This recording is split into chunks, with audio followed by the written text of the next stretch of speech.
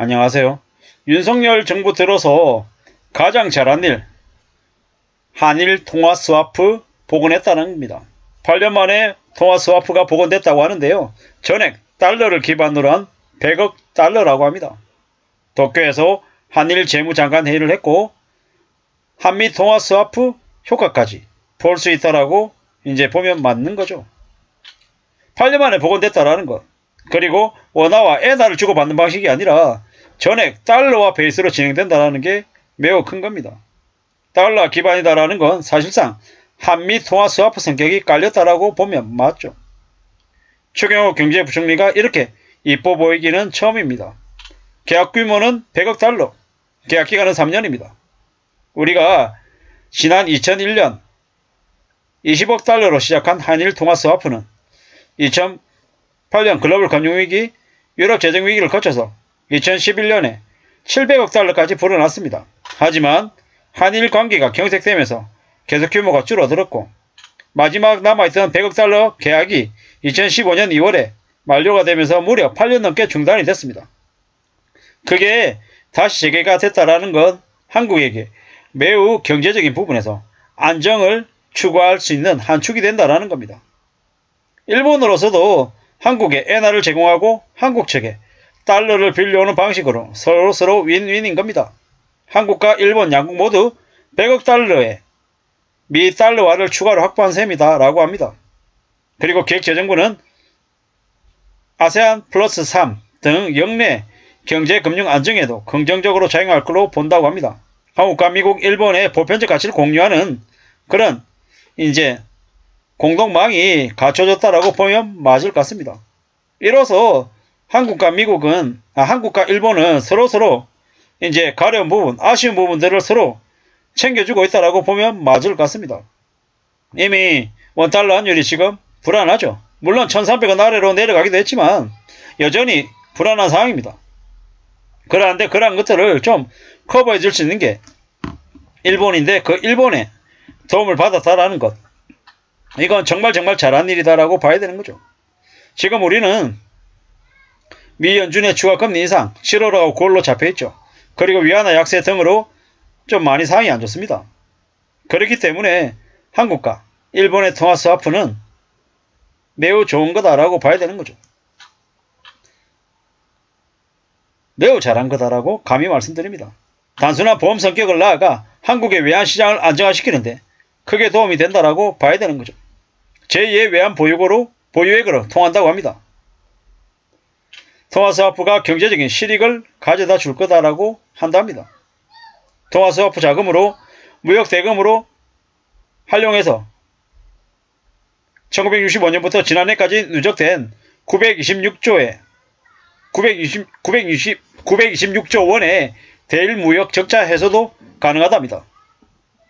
양국 간의 무역 대금 결제 등 일상적인 용도로도 활용할 수가 있답니다. 그렇기 때문에 더욱더 플러스가 되는 거죠. 한국의 외환 보유고가 비교적 넉넉하다고 얘기하지만 실제로는 안전하지 못하기 때문에 한국과 일본의 통화 스와프 필요한 거죠. 한국과 미국의 통화 스와프 재가동도 필요하다고 얘기합니다. 지금은 어떤 식으로든 외환 보유액을 늘려야 되는 상황입니다. 정말 잘한 일이고 앞으로 윤석열 정부가 뭐 보수니 아니면 뭐니 이런저런 여러가지 얘기를 한다 하더라도 확실한 건 뭐다? 지금의 이 힘들고 어려운 한국 경제 상황을 잘 헤쳐나가주기를 간절히 바랍니다. 뭐 지금 윤석열 정부가 자기들을 찍은 국민들만을 위한 정부가 아니잖아요. 대한민국 국민들 모두를 책임지고 있는 대통령이고 또 정부이기 때문에 그에 걸맞는 행동들을 해줬으면 좋겠어요. 뭐 당장은 뭐죠? 당장은 이래저래 뭐 그런 것들도 있는 거죠. 누가 뭐라 그래도 지금 이제 뭡니까? 그 부자들의 그 종부세 감면해주고 대기업들 법인세 감면해준 건 분명히 좋은 모습은 아니다라는 거. 왜? 세수가 부족한데 그 부족한 세수에도 불구하고 세금을 징수할 수 있는 부분들은 일정 부분 내려놨다라는 건 분명히 좋은 모습이 아니다. 그렇지만 뭐 한일 통화 스와프 체결은 분명히 잘한 부분이다. 라고 이제 말씀을 드릴 수 있는 거죠.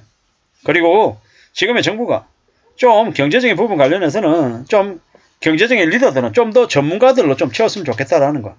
그리고 한국은행의 이창용 총재의 여러 가지 의견들을 좀 감안해서 한국 기준금리는 현재 3.5에서 4.0, 4.5까지는 순차적으로 좀 올려서 좀 한국과 미국의 기준금리 격차도 좀 줄여줬으면 좋겠는 거죠.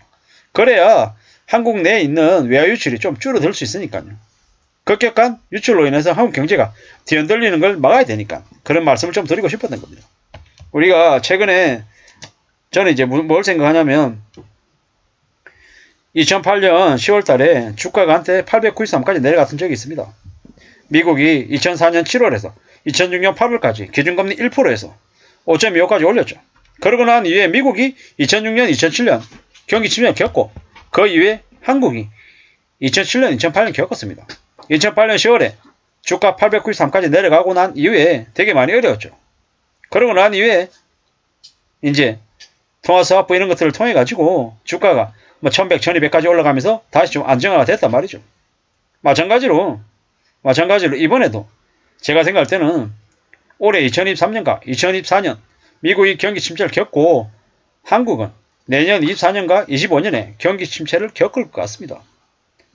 2025년 하반기부터 대충격을 겪을 것 같다라는 겁니다. 딱 똑같이 맞지는 않겠지만 그러한 상황들을 비슷하게 이렇게 우리가 맞이하지 않을까라는 생각을 해봅니다. 그러면 뭐가 있냐? 어떻게 해야 될 거냐? 뭐 확실한 건 뭐겠냐? 뭐 이래저래 고민 안 할 수 없는 거죠.